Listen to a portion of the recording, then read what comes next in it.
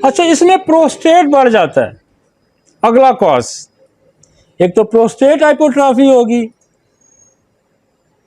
Prostate क्या है, ये देखें ना, ये प्रोस्टेट होता है इस तरह, उसके अंदर से ये यूरिथ्रा निकल रहा होता है।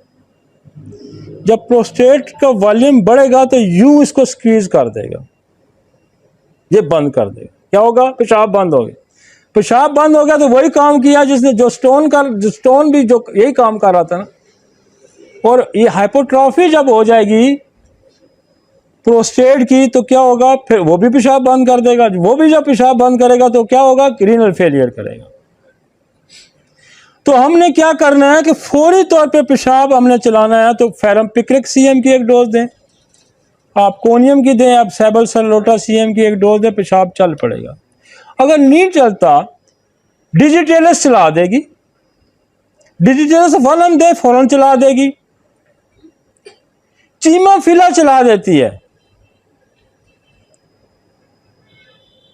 और आपकी जो है सॉलिड चला देगी पेशाब। जो ही पेशाब चलेगा रीनल प्रेशर कम होगा। और ये प्रेशर डेवलप करते करते करते ना लोगों को पेशाब आता है थोड़ा थोड़ा थोड़ा, जो कम हो रहा है इग्नोर करते रहते हैं, इग्नोर करते रहते हैं, और थोड़ा थोड़ा पेशाब होता रहता है। अल्टीमेटली क्या होता है कि वो प्रेशर डेवलप हो के क्या होता है, पीछे किडनी पे प्रेशर पड़ जाता है और अचानक गुर्दा फेल हो जाता है। टेस्ट कराया जाता है तो पता ये चलता है कि प्रोस्टेट इनलार्ज हो गया था और उसकी वजह से रीनल फेलियर होगी। ये पोस्ट रीनल कॉज है। तो हमें 3 कॉजेज को कंसीडर करना है। गुर्दा फेल होने वाला आएगा एक्यूट का, तो पहले देखें रीनल से पहले क्या कॉज थी। डायरिया था, वॉमिटिंग थी, उसकी वजह से पानी की कमी आई तो गुर्दे फेल हो गए। कोई पॉइजन था, कोई कार्डियोवास्कुलर डिजीज थी, उसको एड्रेस करना है। फिर अपने उसके मसाइल हैं, फिर उसको एड्रेस करना है। फिर उसके बाद के मसाइल हैं। अब देखें, आप बेशक मॉर्फिनम दे दें, आप बेशक उसको जिंजबर दे दें, आप क्यूप्रम आस देते रहें, आप गुर्दे की दवाइयां देते रहें, वो यार आपने काज आगे उसकी और पड़ी है, उसके तो पथरी फंसी हुई है, तो आप गुर्दे फेल होने की उसकी अपनी दवाइयां दे रहे हैं, ये गलत हो रहा है। तो केस को समझ के डील करें। 3 इसम फौरन गुर्दे फेल का केस आ गया आपके पास एक्यूट, तो 3 इसम में फौरन तकसीम करें। पहला काज गुर्दे से पहले कोई वजह होगी है, गुर्दे की अपनी वजह है, और उसके बाद मेरे पास एक केस आया, उसके गुर्दे फेल हो गए, और मेरे पास जो टेस्ट आया वो बड़ा इंटरेस्टिंग केस है। उसमें प्रोस्टेट हाइपोट्रॉफी थी। अच्छा, मैं उसको प्रोस्टेट की दवाइयां दे ही जा रहा हूं। मैं तो उसको पता नहीं कितनी दवाइयां मैंने ट्राई कर ली, उसको तो टस मस ना हो, और बंदा हाथ से जा रहा है, पेशाब उसका बंद हुआ है।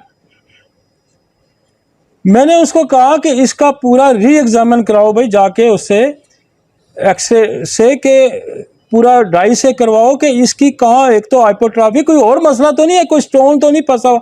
और पता लगा कि उसको यूरिथ्रा का स्ट्रक्चर भी साथ था। अब 2 प्रॉब्लम हो गए, एक यूरिथ्रल स्ट्रक्चर हो गया, नाली तंग होगी, उसने पेशाब बंद कर दिया, और हाइपोट्रॉफी होगी। 2 चीजें, 2 कॉजेज आ गए। मैंने उसको एक डोज में डोरिनम की दी, एक थूजा की दी, एक एसिड नाइट्रेट की दी, और मैंने क्लाइमेटस उसको दी। वो अगले दिन उसका बेटा दौड़ता दोस्त गया जी, और काम हो गया जी, पेशाब बाबे से चल गया, बाबा रिलैक्स हो गया। तो कॉजेज आगे 3 कॉजेज हैं। अब 3 कॉजेज के अंदर आपने एक भी अगर छोड़ दी ना तो काम खराब हो गया। स्टोन की कॉज है, हाइपोट्रॉफी की कॉज है, और स्ट्रक्चर की कॉज है। और ये स्ट्रक्चर की कॉज जो है ना, ये मैंने देखा है कि सर्जरी से भी नहीं ठीक होती।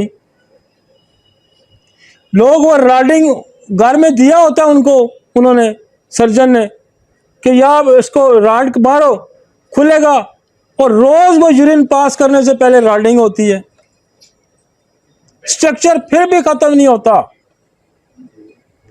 और आपकी ये जो दवाइयां है ना, क्लैमेटस है, बहुत अच्छा स्ट्रक्चर को ठीक करती है, परसेटिला बहुत अच्छा स्ट्रक्चर को ठीक करती है, प्लम्बोमेट स्ट्रक्चर को ठीक।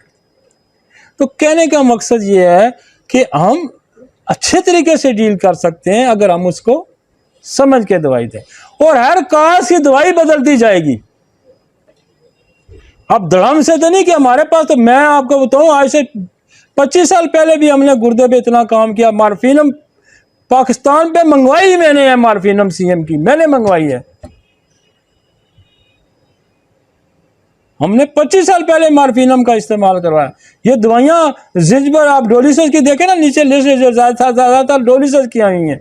और मैंने तो डॉक्टर तारक ने बैठ के रातों रात 300 दवाइयों की लिस्ट बनवाई थी ये सीएम की, जिसमें जिंजबर आई है, जिसमें क्यूप्रोमार्स आई है, जिसमें मार्फिनम आई। तो डायरेक्ट किडनी पे हम अटैक करते हैं, हम फेलियर में जाएंगे, हम नाकाम होंगे। पहले उस काज को फौरन एड्रेस करें, उस काज के मुताबिक दवाई दें, मसला हल हो जाएगा। ठीक हो गया जी। एक्यूट रीनल फेलियर, हाँ स्ट्रक्चर की दवाइयां बताइए ना यार, क्लेमेटिस एसिड। स्ट्रक्चर में आपको बताता हूँ, ये पेशाब की नाली है। ये मोस्टली मैं आपको बताऊं किन को होता है। एक तो जिनको किसी वजह से उनको लगता है वो क्या कहते हैं यार, कैथरेटर, किसी वजह से कैथरेटर लगता है, कैथरेटर ने अंदर इंजरी कर देनी है यूरेट्रैक्ट। अब होता है कि जैसे आपको यहाँ जख्म हुआ ना, अब ये जख्म जब हील होगा तो इस पे खंड सा बनता है। खंड शब्द है, खंड बन जाता है ना, इस पे लेयर आ जाती है, ओवर ग्रोथ हो जाती है। अब वो जो ओवर ग्रोथ है इसको कहते हैं स्ट्रक्चर। ये पेशाब की नाली को तंग कर देगा। ये ऐन उसी तरह है कि जैसे हार्ट अटैक होता है तो क्या होता है, वहां क्लॉट जमा हो जाता है, प्लेक जमा हो जाता है। इसके अंदर ये स्ट्रक्चर बन जाता है। और ये स्ट्रक्चर फिर और किसको बनता है? ये स्ट्रक्चर उन लोगों को बनता है जिनको गोनोरियल इन्फेक्शन होता है, या क्लामेडिया हो गया, या कोई इन्फेक्शन हो गया। तो यूरेथ्रा की नाली के अंदर इन्फेक्शन हुआ और वहां उसने जख्म बनाया। वो जख्म आपने एंटीबायोटिक ली, आपने कोई दवाई दी, वो हील हो गया और उसने वो खंड बना लिया। और चूंकि पेशाब की नाली को अगर आप देखें, एग्जामिन करें, तो वो बहुत ही बारीक है। उसके अंदर एक फर्ज करें आधी ग्रोथ होगी, पूरी ग्रोथ होगी, उसने नाली को बाज़ दफा ग्रोथ, वो जो खंड है इतना मोटा हो जाता है कि पूरी नाली को ब्लॉक कर देता है। तो हम वैसे इसमें पल्सटीला भी मैं यूज करता हूं, मैं क्लेमेटिस को भी यूज करता हूं, लेकिन वो जो बाबे वाला केस है उसने हमें बड़ा सबक सिखाया। हमने एसिड नाइट्रिक लगा के जब इसको क्लेमेटिस को इस्तेमाल किया ना, तो अब जितने स्ट्रक्चर के केसेस आते हैं हम उनको क्या करते हैं, एक डोज में डोरिनम की दे देते हैं कि शायद कोई गोनोरियल प्रॉब्लम हो, एक एसिड नाइट्रिक की दे देते हैं, या थूजा दे के एसिड नाइट्रिक दे के फिर हम क्लेमेटिस देते हैं। पीछे उसके लिए ऑब्स्ट्रक्शन रिमूव करके क्लेमेटिस का काम है, फिर आगे उसको क्लियर कर देना। और दूसरा, जो जहां नाली नैरो हो जाएगी, ये याद, ये नैरो हो जाती है ना, तंग हो जाती है। आपके पास इसकी कोई नहीं है, स्ट्रक्चर का कोई नहीं है ना, डायग्राम नहीं है। ये नाली तंग हो जाएगी, और नाली जब तंग हो जाती है, जहां देखें कोई चीज नैरो हो जाती है, सुकड़ जाती है। बाज़ दफा नाली सुकड़ भी जाती है, ये यूरेथ्रा सुकड़ भी सकता है, और सुकड़ भी सकता है, उसकी वजह से भी जो है ना ब्लॉकेज आ जाएगी। तो सुकड़ने को खोलने वाली जो हमारे पास दवाई है वो है प्लम्बोमेट। याद रखें, प्लम्बोमेट। प्लम्बोमेट फ्लिपिन ट्यूब को भी खोल देती है। प्लम्बोमेट गुर्दा छोटा हो जाए तो उसको भी ठीक कर देती है। ये अट्रोफाइड करने की दवाई है, सुकड़ने की दवाई है। किसी भी ऑर्गन का, किसी भी सिस्टम का सुकड़ जाना, छोटा हो जाना, साइज में कम हो जाना, ठीक हो गया जी। रीनल फेलियर,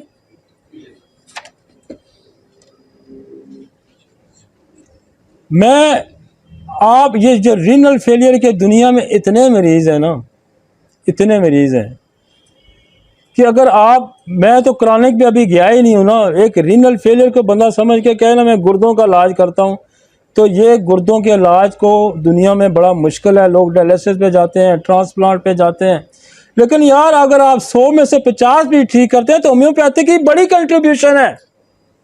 और ये 100 में से 50 नहीं, 100 में से 80-90 ठीक करती है।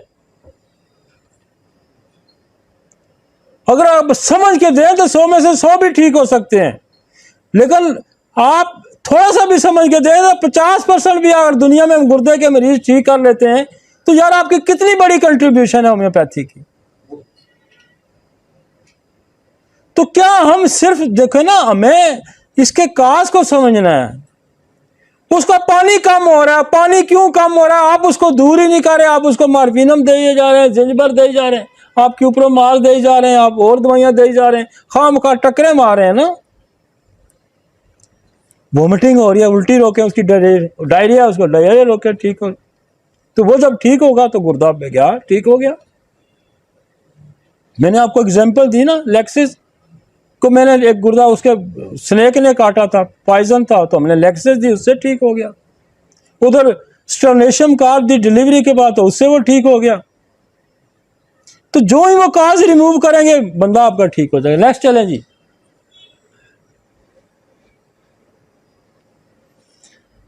अगला जो हमारे पास रीनल का टॉपिक आएगा वो है, हाँ ये देखें ना, ये ब्लैडर, यूरिथ्रा,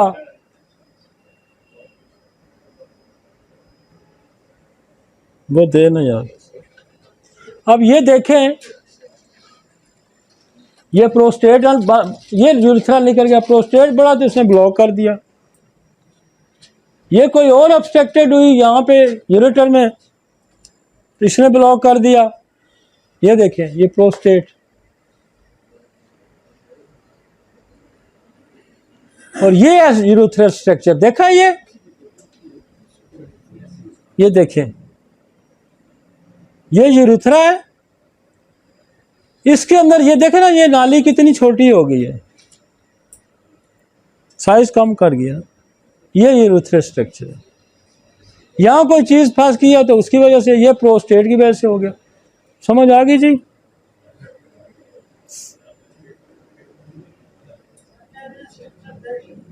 स्ट्रक्चर देख लिया। असल में जब आप इसको समझ लेंगे ना, मैं आपको स्ट्रक्चर की वैसे भी दवाइयां बता सकता हूँ, मैं गुर्दे फेलियर की वैसे दवाइयां, लेकिन जब हम इसको सही तरीके से आपसे जब कोई पूछेगा, फर्ज करें आपके पास कोई बंदा सीखने ही आ जाता है, तो आप उसको समझा सकते हैं ना यार, what is the structure, what is the obstruction, prostate enlarge होता है तो क्या हो जाता है, ये चीजें तो समझ होनी चाहिए ना। फिर उसका तदारक है ना, मैंने आपको, ये है ना, ये देखें, ये नाली गुजर रही है और ये प्रोस्टेट है। अब जब इसका साइज बढ़ गया तो इसको दबाएगा तो इसको बंद कर देगा। तो आपने प्रोस्टेट की दवाई देनी है ना, उसको रीनल फेलियर की दवाई तो नहीं देनी ना,